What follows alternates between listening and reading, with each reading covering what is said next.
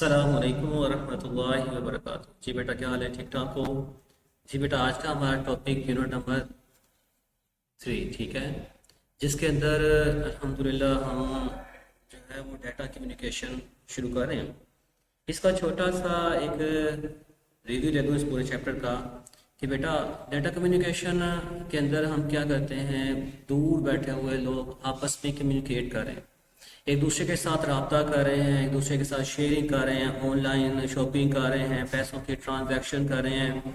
ऐसे बेशुमार का इसके बैक पे सारा क्या है? डाटा कम्युनिकेशन है। ठीक है, डाटा कम्युनिकेशन की फर्स्ट में डेफिनेशन ये मैंने आपके लिए स्लाइड बनाई हुई है बेटा। इसकी एक आपने तस्वीर ले लेनी है, स्क्रीनशॉट। ठीक है, इसकी आज के हमारे टॉपिक के अंदर 7 क्वेश्चन होंगे और ये पेपर के लिहाज से डाटा कम्युनिकेशन और उसके कंपोनेंट्स ये एक लॉन्ग क्वेश्चन भी पूरा है। ठीक है, तो जिसके अंदर क्या है? डाटा कम्युनिकेशन और फिर उसके आगे 5 उसके पार्ट्स है बेटा। ठीक है, इसकी आपने स्क्रीनशॉट ले लेनी है, इसी में से आपकी लिसनिंग की जाएगी। ठीक है, सबसे पहले हम पढ़ते हैं डाटा कम्युनिकेशन होती क्या है।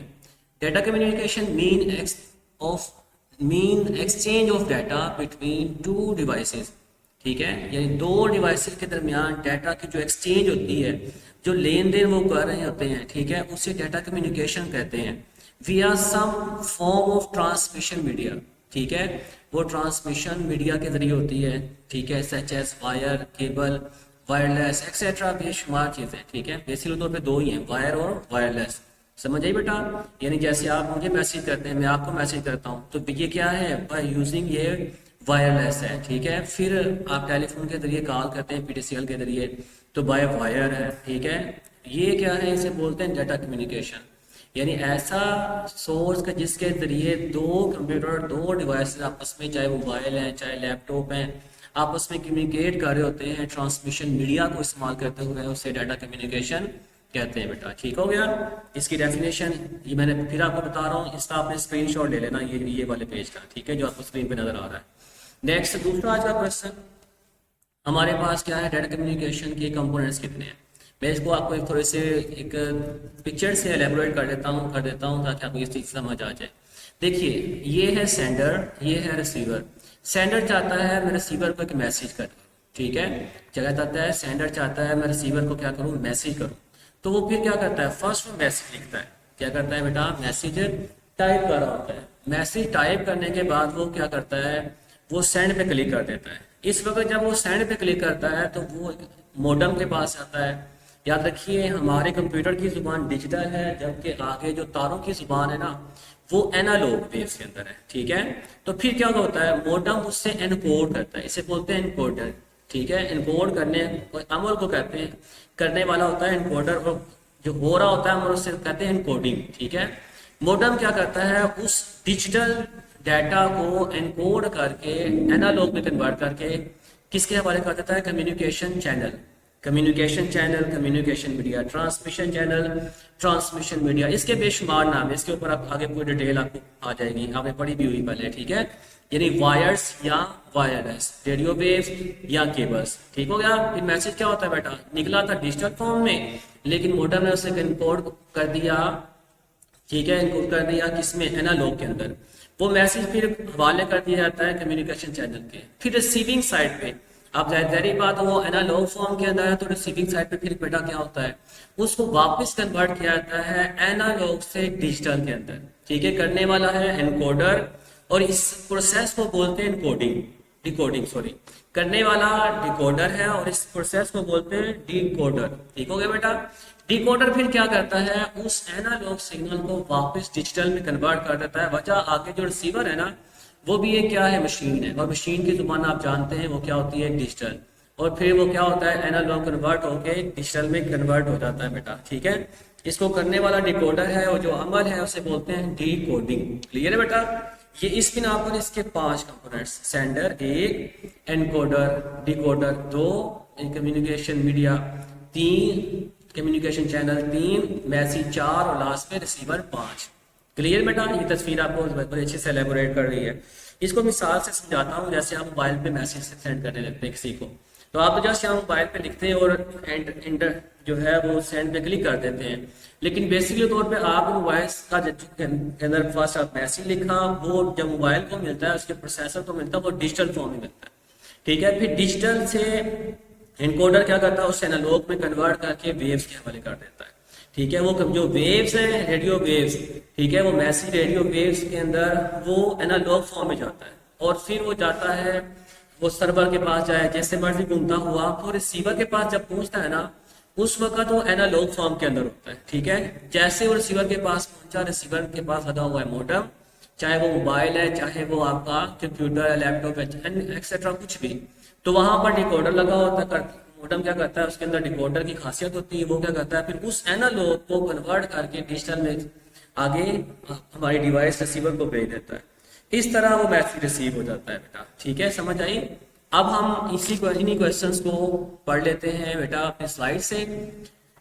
देखिए data of data communication components, data communication के कितने कंपोनेंट्स हैं बेटा, आगे 5 कंपोनेंट, ठीक है। First message, sender, receiver, communication media और एनकोडर और डिकोडर, ये एक ही काउंट होते हैं। इसकी वजह यह है कि ये आपका मोडेम के अंदर ये खासियत होती है, वो एनकोडर भी होता है और वो डिकोडर भी होता है, यानी वो डिजिटल से एनालॉग में कन्वर्ट करने वाला भी होता है और रिसीविंग साइड पे वो एनालॉग को फिर डिजिटल में कन्वर्ट करने वाला भी होता है, ठीक है। फिर हमारे पास आता है व्हाट इज मैसेज।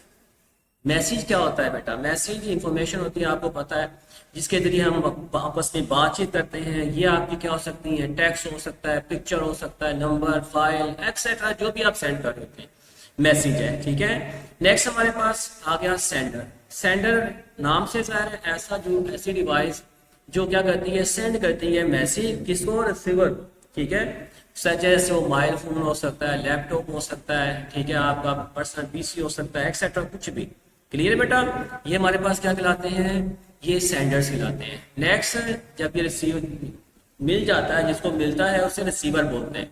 रिसीवर आपकी ऐसी डिवाइस है जो रिसीव करती है मैसेज फ्रॉम द सेंडर, यानी सेंडर ने जो भेजी हुई मैसेज है, रिसीव करने वाला वो क्या होता है बेटा, वो हमारे पास एक अदद रिसीवर है, और वो भी मोबाइल फोन हो सकता है, लैपटॉप हो सकता है, पर्सनल कंप्यूटर, ईटीसी कुछ भी बेटा, ठीक है, समझ आई बात। तो इसकी मैं आपको बार बार बता रहा हूँ, ये जो मैंने आप स्लाइड बनाई हुई है इसकी आपने एक पिक्चर ले लेनी है।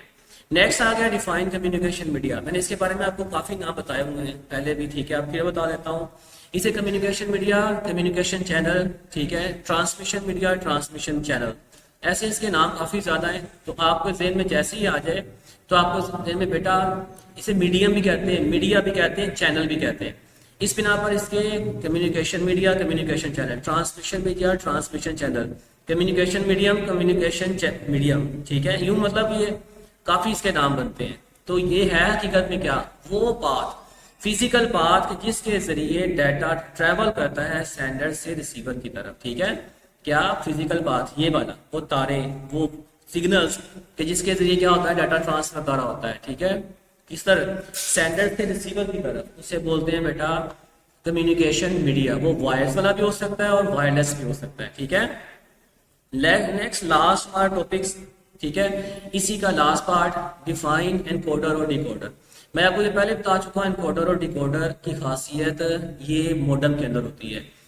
एनकोडर क्या होता है, कन्वर्ट करता है डिजिटल सिग्नल्स को to a form through transmission media, ठीक है, उस फॉर्म में कि जिसके फॉर्म में के जरिए ट्रांसमिशन मीडिया में उसे भेजा जा सके, यानी सिंपल जुबान में उसे एनालॉग कहते हैं बेटा, ठीक है। जबकि रिसीविंग साइड पे भी मोडेम लगा होता है, वो फिर क्या करता है, डिकोडर को कन्वर्ट करता है back to the digital convert data understand by the receiver, यानी डिकोडर कन्वर्ट कर देता है डिजिटल सिग्नल में के, जिसको अंडरस्टैंड करता है रिसीवर इजीली तौर पर। समझ आई बेटा।